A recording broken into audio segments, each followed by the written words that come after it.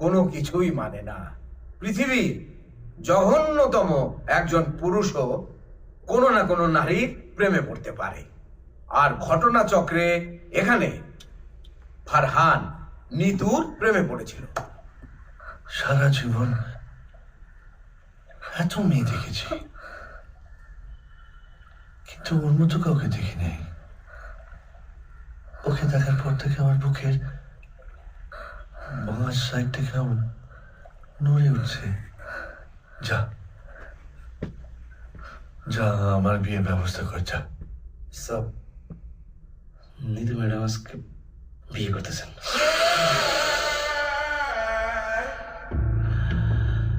সব রেডি কর।